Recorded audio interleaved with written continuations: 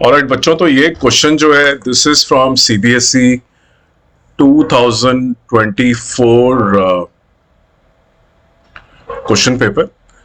एक बार क्वेश्चन पढ़ लेते हैं। क्वेश्चन बेसिकली इलेक्ट्रिक फील्ड के ऊपर है और आपको पहले क्वेश्चन पढ़ लेते हैं। Two long straight wires, that is this is an infinitely long, right. Long wire का मतलब होता है ये some questions you can expect may have finite length. Okay, वहां पे long नहीं लिखा होगा, वहां finite length L दी होगी। long का मतलब है infinite. Okay, so ये दो wires हैं, दोनों के ऊपर charge density है।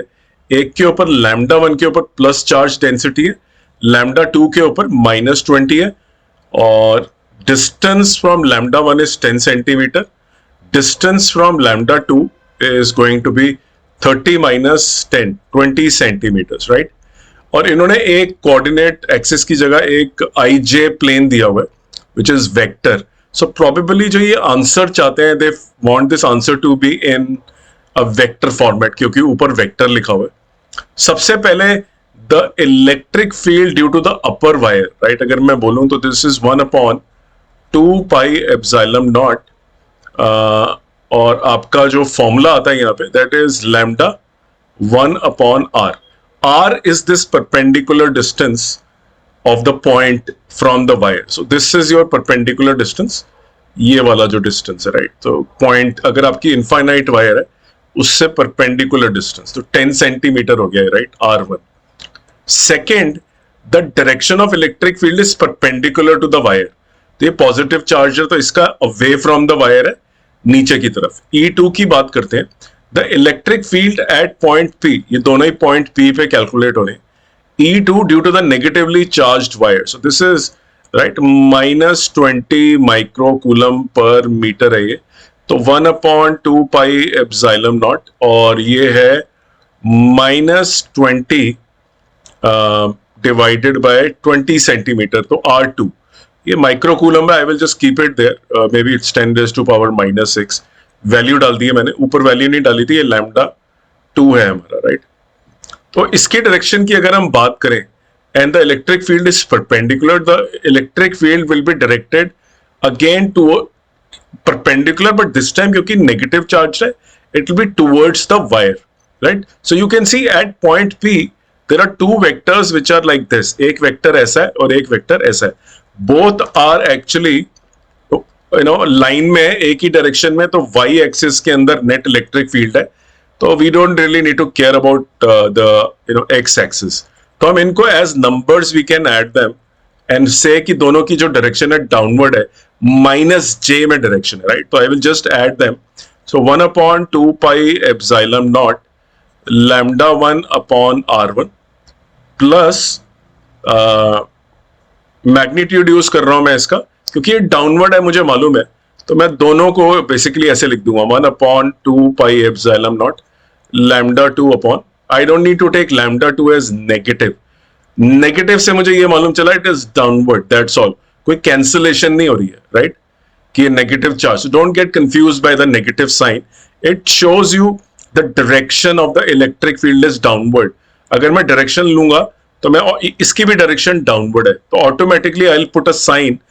ये दोनों एक ही लाइन में दो वेक्टर हैं, A B B C, right. So A C is equal to A B plus B C, ये कर रहा हूं मैं, right. So lambda 2 divided by R2, we know the value of lambda 1। Lambda 1 is given to be this, ये आप डाल लीजिए।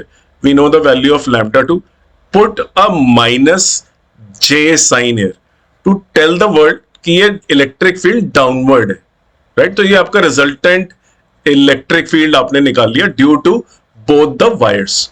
अब इलेक्ट्रॉन की अगर मैं बात करूं, द इलेक्ट्रॉन अगर मैं बहुत ध्यान से देखूं, the electron, what will happen to the electron, ये पॉजिटिवली चार्ज्ड है, right. This is positively charged. Electron would like to go up, this is negatively charged, so electron will get repelled. So net upward force on the electron, force is upward, QE की अगर मैं बात करूं, right, where is going to be, अब ये charge negative हो गया incidentally. अगर मैं I can put it as -1.6 into 10⁻⁻⁹, multiply by ये जो मैंने एक्सप्रेशन निकाला है, तो ये माइनस साइन और ये वाला माइनस साइन चार्ज का प्लस बना देगा फोर्स को. सो माय नेट फोर्स, ये मैं E1 प्लस E2 लिख रहा हूं यहां पे, is going to be plus J. So the electron will go up towards the positive wire and that is the net force which is being experienced by the electron. I hope this is clear. मैंने एक ऐसा question एक पहले भी करा था, आप मेरी प्लेलिस्ट में जाके इलेक्ट्रोस्टैटिक्स की एक सर्च डाल सकते हैं लीनियर, क्योंकि कई बार लीनियर चार्ज डेंसिटी की वजह से they can ask you what is the electric potential at point P. वो भी आपको आना है.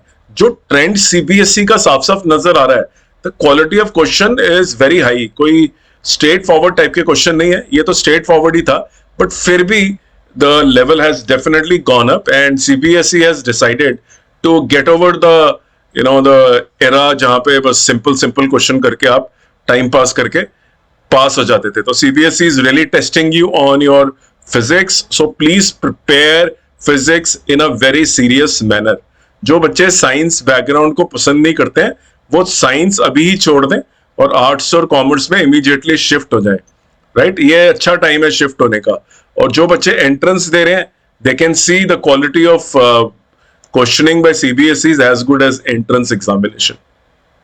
आई hope this you like this question immensely.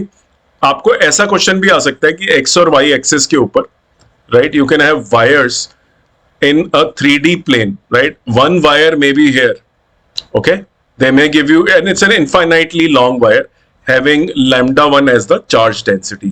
And then you may have another wire which is parallel to the XY plane, right? ये XY plane के parallel हो गई ये wire, मान लीजिए ये है, right? This has a density of lambda 2 and you are expected to find the